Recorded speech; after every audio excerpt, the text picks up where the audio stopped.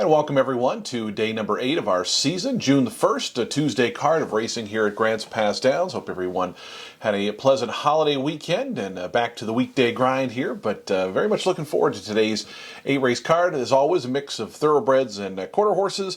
And we're supposed to have really hot weather on Tuesday. It's supposed to be warm all week, but Tuesday's supposed to be the toastiest. But good thing for us, we race in the evening and into the night. We have great lighting at Grants Pass Downs, so shouldn't be an issue or anything like that on our end. But looking forward to the card. So let's dive into it. We start with state-bred maidens, optional claiming of $20,000, and I don't think anyone is in for the tag, are they? I don't think so. So, yeah, no, they're not. And we have a heavy favorite in here, the number 6 Blood Horse Bud, who was very promising on debut. Took a little bit of money, bet down to 5.5 to 1, and showed speed, battled early on. Could not go with Hot August Storm late, but still finished well clear of Jacomina, who was third. Both Hot August Storm and Jacomina came back to win out of that race. And so 4 to 5 on the morning line, one of the lower morning line odds we've seen. And, you know, there's a lot of not great form in this race, but there is some lightly raced horses that I think, you know, there can be big improvement from starts 1 to start 2 and from start 2 to start 3. And the number 1, Now Scooter Now, I think after a bad beginning, you know, didn't lose any ground and gets weight with Jory Scriver signed on board, so it gets 5 pounds, but also gets our leading rider. I thought you could make a case for some improvement for the number 1, Now Scooter Now. The number 2, Rhodey's a Rock Star, has always shown speed, just a matter of being able to keep that going. She had that one race in October of 2020 where, you know, she kind of ran a big race, finishing second. So if she can fire her best, maybe she's one that can threaten the favorite. And the number 3, Baja Babe for Gilbert Daniels. Another one who's getting blinkers, getting Lasix for the first time, and did improve significantly last time out. Now, still finished 9th of 10, but was only beaten 5 lengths. It was a pretty wide open group, and I just think with some experience and the equipment additions and all that, maybe Baja Babe's one that could improve, but it's certainly going to take something. The other thing with the favorite Blood Horse Bud, it's not out of question to think that horse can't regress off a promising debut. Most often we like to think horses move forward in their second start, and that very well could be what happens. But, you know, if the horse does take a step back and another one improves, maybe it's not as much of a slam dunk. But certainly that horse is going to be a key single for a lot of people in that early pick 4. Because the quarter horse races, I don't think, look as single heavy, I guess. We'll start in the second race. It's a maiden claiming 8,000 race. Triplicity ran pretty big last time, but that was after a very good start. And, you know, I mean, it will be a deserving favorite and certainly one with a chance. But, you know, getting a good start in quarter horse racing, obviously, very, very paramount. Right to this one's outside is Crowning Bodacious for Nick Lowe. Nick's always good with the first-time starter quarter horses, gets the services of Jory Scriver. And Hector Magallanes, who trains Triplicity, also trains the number 6 Ching's Pumbaa, who I thought made a pretty good start, or good effort last time after a bad start. So drawing outside for horses that have bad starts, sometimes I like, because last time was pinched, so it was obviously between horses. Breaking from the number 3 position, now draws outside and should have just a clear run, and I think could certainly beat stablemate Triplicity if things come back. Should mention also the number 2 GC Lucky Cartel Dude from the Scott Rayleigh barn owned by Connie Chumbley. This horse 2 starts back had a pretty good effort in maiden ranks, and, you know, last time out was kind of, after a bad start, was in contention before fading a little bit late. So, I think the 2 Magallanes horses are going to be logical favorites, but GC Lucky Cartel Dude might be a little bit of a price trying to sneak into your exotic wagers if you don't think they can beat the Magallanes runners. An open allowance, no conditioned allowance in the third race, and boy, we got some good ones in here. You have your Rogue River Handicap winner from last year. She's sneaking fast. Jory Scriver was on board that day, back on board again, was out in post 9 that day, and now drawn on the rail. So to me, that's a little bit of a negative for She's Sneaking Fast. We have last year's Firecracker Futurity winner, Louisiana Bunny, who was so good at 2, tailed off a little bit at the end of the year.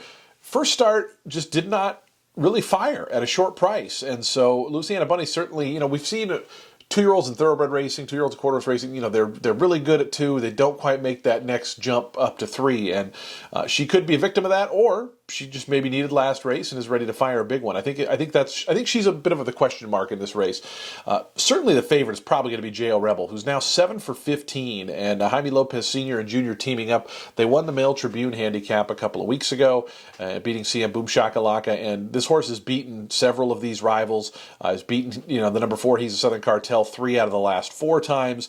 Has beaten GC Harry's Game 2 of the last 3 times. So they're going to have to come catch JL Rebel to overturn the streak of dominance that horse has. We should mention, though, Hector Maguiena is sending in Arizona Favorite on the outside from Los Alamitos. This horse has been competing in some allowance races, but restricted for wins and time, but competing pretty well, and just in general a horse that often hits the board in kind of smaller stakes races and stuff like that at Los Alamitos. So we know the quarter horse racing at Los Al can be very, very good. So I thought a horse certainly warranting of trying to take JL Rebel down, drawn on the outside. Our jackpot pick 5 kicks off in race number 4. Again, we tape these shows in advance, so a reminder, since this is the Tuesday show, I'm taping before Monday's card has been run, so we don't know if the jackpot's been hit or not. The carryover pool up to almost 30,000 going into Monday's card. So if it doesn't get hit Monday, should be in the 33,000 range. It seems like it's been going up about $3,000, $4,000 per card. So, and I'm not sure. The mandatory payday obviously will be on the closing day, but I know last year there was talks of maybe doing it early, so we'll see what happens with the mandatory payout. Because reminder, we have 2 more weeks of racing, then we have a 1-week break. We're off the 14th and 15th of June at Grants Pass Downs for the fairs, so they can run. So have that in the back of your mind, and then we come back for 3 final weekends of the spring-summer meet, including, of course, the July 4th holiday card. Make your plans for that, 1 p.m. Always been a huge day, 4th of July, with racing at Grants Pass. But kicking off the jackpot pick 5, and I thought a little bit of an open race. I think the Quinn Howie horse is going to get a lot of attention. His horses have been getting a lot of attention, and rightfully so. They've been winning. But Winning Sound was victorious last time out against restricted 3,200 runners. Did it pretty easily. Battled early on and then just kind of edged away from some of the others. And, you have a number of horses, a couple of them coming out of the Clem Juice race, My Light Night and Lizetta. That was a race where it was like all long shots hit the trifecta, and My Light Night was 20-1 running in third there. With races like that, sometimes it's that just the favorites don't fire, and so you're kind of left with whoever's the best of the rest. And so I downgrade that race a little bit. That said, I liked Lizetta in that race, and Lizetta was very, very wide. And I think at 8-1 morning line, and probably going to be a decent price in here. I think if she can just get a better trip and not cover so much ground, then I think she's dangerous at this level. And again, should be a price based on not a great last effort. So race number 4 kicking off the jackpot pick 5. The 5th race on the card, dollar pick 4, starts in here. The popular late pick 4. Late pick 4s have been awesome this meet. The number 5, Silver Service, is who I wanted to give the first mention to. Coming up from Emerald, it was previously trained by Shauna Whiteside, goes for Billy Christian. And Billy, first, his numbers this year are awesome, 31%. But first time with him as a trainer is a positive ROI angle of $1.51 for every dollar wagered. So, it's been good.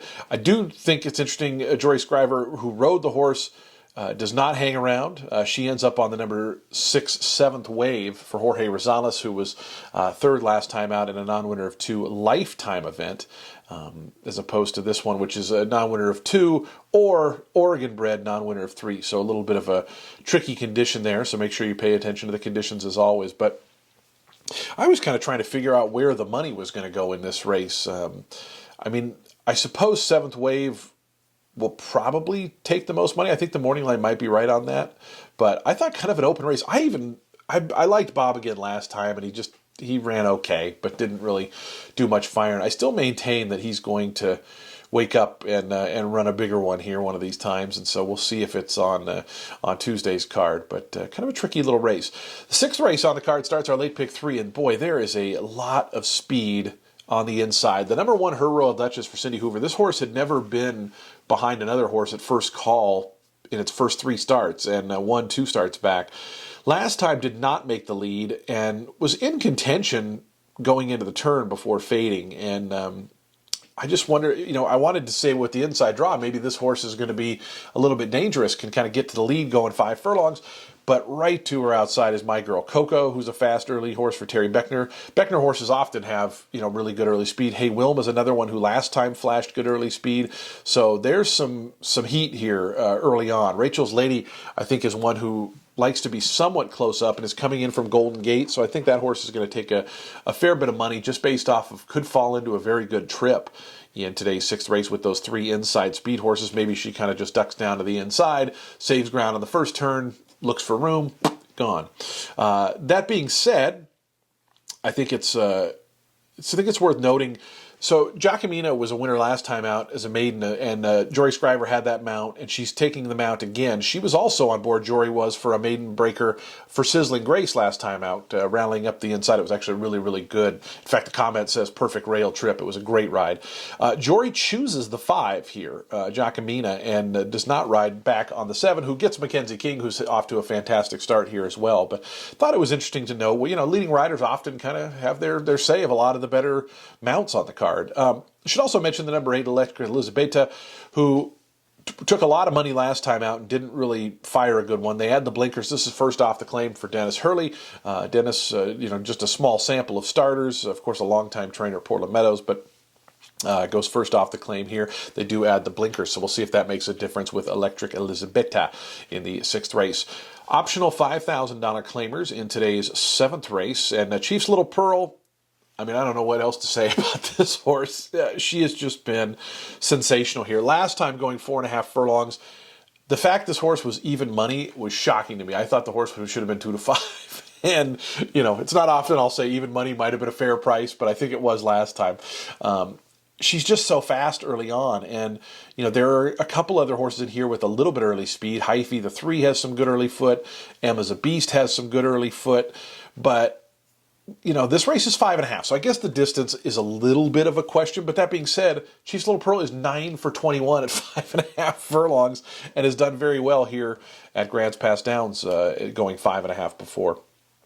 So it's going to take some catching to get to this horse. The other thing that I think works to her advantage is she's the fastest horse. She's inside of the 2 other speeds, and we know going into that first turn here at Grants Pass Downs, if you're even with 2 or 3 of the horses going into that turn, that inside horse cuts the corner and immediately is half a length, 3/4, or a length in front. So all signs to me point to that one.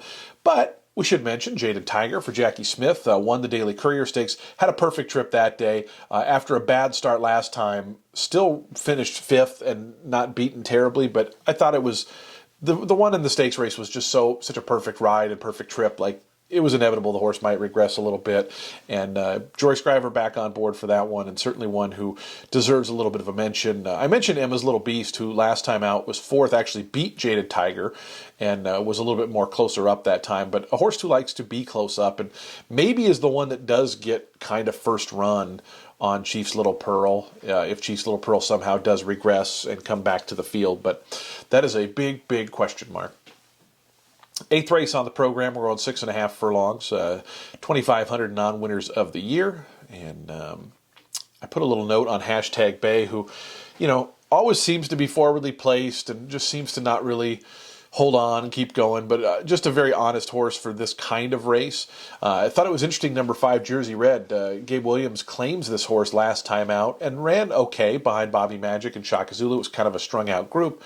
And this was, the comment I thought was interesting too, fractious before start. So goes for new connections. Jory Scriver gets on board, so they're saving the £5. I thought a horse that was potentially a wake-up claim type for Gabe Williams here in the 8th race. But this was a tricky one for me. There's not a lot of good form in a race, but of course it's a non-winners of the year 2,500. It's not supposed to have good form, and that's the puzzle of handicapping a race like this.